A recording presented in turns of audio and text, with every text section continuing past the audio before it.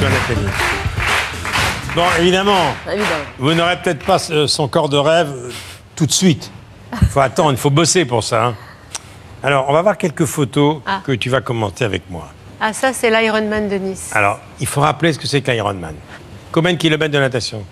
3,8. Combien de kilomètres sur le vélo?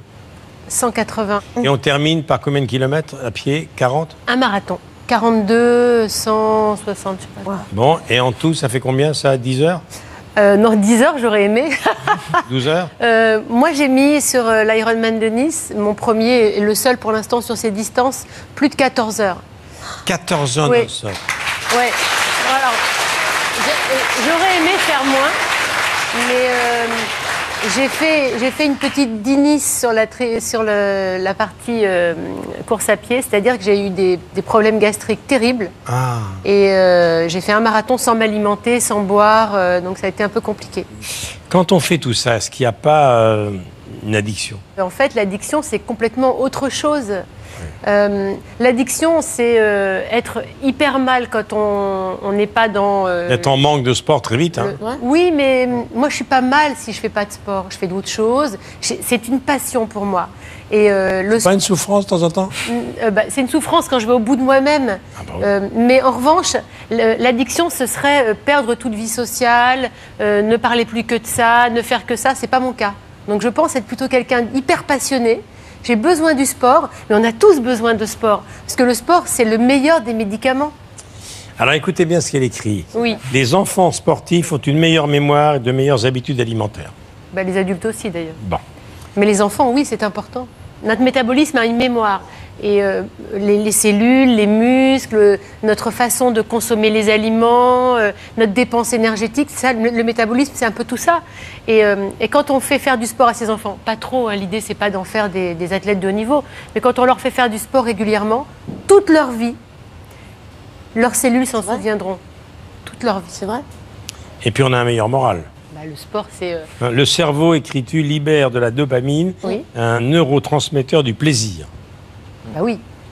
D'ailleurs, dans ce livre, j'ai demandé à des experts d'intervenir. Et un de ces experts, Eric Charles, qui est psychiatre, soigne ces malades dépressifs par le sport. Quand on est dépressif, on ne produit plus la dopamine, la sérotonine, tout ce qui donne l'envie d'avoir envie de se réveiller le matin et de partir en souriant. Grâce au sport, on peut le reproduire. Le sport, c'est un médicament pour plein de choses. Bien sûr. Et l'ennemi d'aujourd'hui, c'est la sédentarité. Voilà. C'est ça, la sédentarité. C'est vrai qu'on est assis. Le fait d'être assis plus de 3 heures par jour est responsable de presque 4% des décès. C'est pour ça que je ne suis assis, moi, que 3 heures par dimanche. Voilà. Le reste de la semaine, je suis debout. Mais... Il y a un chapitre qui a pour titre « Je suis flexitarienne ». Ça veut dire, en fait, que je mange presque de tout, pas beaucoup, mais je ne suis pas végétarienne, je mange très peu de viande. Combien de fois par semaine, la viande? Je mange de la viande une fois par semaine. Maximum. Ouais. Et puis j'ajoute à propos de viande que tu as été écœuré, comme nous tous, devant les conditions d'abattage des animaux.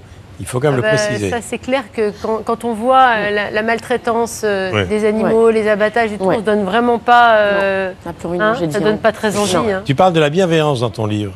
Vrai. Ne pas élever la voix à la maison. Pour les enfants, c'est pas bien. Non, c'est vrai, faut pas. C'est difficile quand même. Voilà.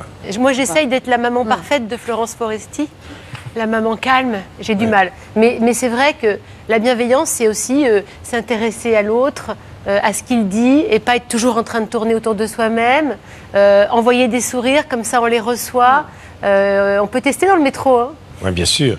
Moi, je voudrais qu'on voit des photos de la période où tu étais la meilleure du monde, dans des disciplines qu'on ne connaissait pas encore très bien. Voilà. Il faut rappeler quand même que tu étais championne de France de planche à voile. C'est Joël de Ronet qui préface ton livre. D'ailleurs, c'est pas par hasard. Ah oui, j'étais tellement heureuse qu'il accepte de le faire. Et la planche, ça se perd pas? La planche, ça se perd pas du tout. J'adore en faire et je me suis mise aussi au kitesurf. Parce que j'avais envie d'avoir un nouvel élan dans l'apprentissage.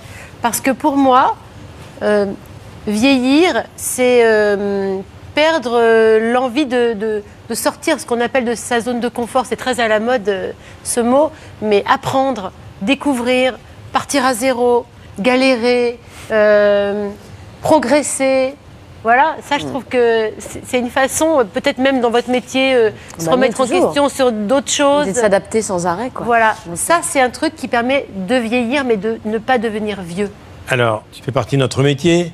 Oui. Midi en France, avec Stéphane Gâteau, Jérôme Breveau, et Hélène Gâteau. Hélène, que tu as peut-être croisée. Voilà, ça, c'était pendant longtemps. Avec Lolo, avec Laurent Boyer. Vincent. Et puis, il y a TF1, et puis il y a France 3, il y a France Bleu, il y a la radio. Tu continues à faire notre métier. Tu habites en province. À Marseille. Ouais. Ça fait 20 ans que je suis à Marseille. Voilà, c'était donc Nathalie Simon, Les bienfaits du sport. D'ailleurs, tu cites Voltaire. J'ai décidé d'être heureux parce que c'est bon pour la santé. Oui. Pas mal, pas mal. Merci Nathalie.